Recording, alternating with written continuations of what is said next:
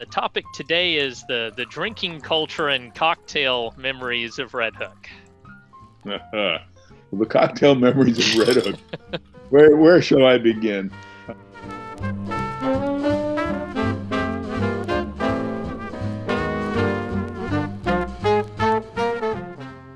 From my earliest childhood, like W.C. Fields, everybody in that set, my parents' set, my father was born in 1910, my mother in 1911, and they bought the farm in 43 at the height of their childbearing years. There were three older brothers, and then I came along in 45, and my sisters Deborah in 47 and Victoria in 50. So we were at the height of the cocktail set in the 40s and 50s and 60s in Red Hook, especially during my childhood in the 50s and 60s. It was the height of the post-war kind of halcyon days of post-war America, writ large and writ small here in Red Hook, in which highly motivated post-war Americans were building families and settling in and doing all sorts of interesting things. My parents came to Red Hook in 1943 and were soon a part of a trio of families, and we've all been friends and intermarried. The Smithers, the Walshes, and the Kloses. We had 6, the Smithers had 5, and then the Walshes are 3. So we all grew up together, and the earliest memories I have are those parties, especially the get-togethers at Christmas. And summers it was gin, martinis. I'll never forget, about 1955, my mother got an advance on a book that she'd written, and we put in a tennis court because Dad loved to play tennis and was a great tennis player. And I'll never forget witnessing at the age of 10, I suppose, my mother and my father and their guests playing tennis, vigorous doubles, and hard by on a table next to midcourt was a pitcher of iced martinis.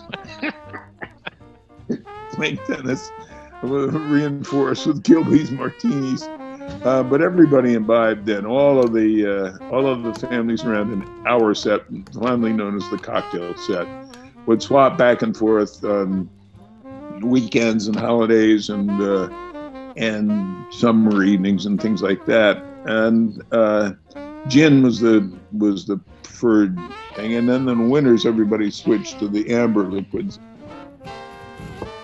No, part of the reason for our conversation today is designing a signature cocktail. Do you have any other suggestions of names or stories that could inspire a Red Hook historic Red Hook? I'll give you a name for one that's based on gin, and you could call it the Sauk Hill Slider.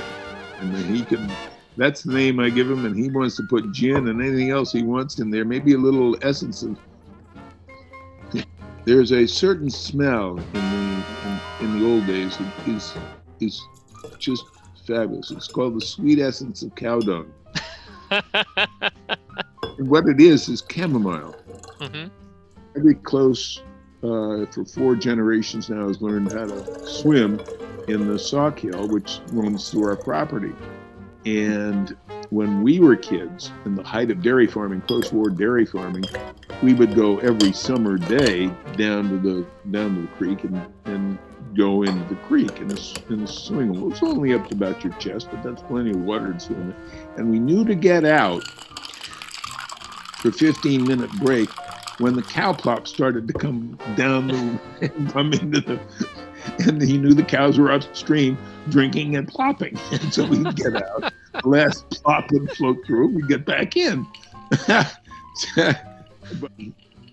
it was churned through because there's lots of chamomile, and it's churned through by the cows. And it's a scent that you could never forget. You don't find it anymore here as it used to be in the air. But the Sauk Hill Slider I would give you is gin and chamomile and whatever else you wish to add in. That might be the winner, Chris. I mean, what better story can you come up with? Well, we're all interested in clean water, and there's no cleaner drink than Sauk Hill Slider.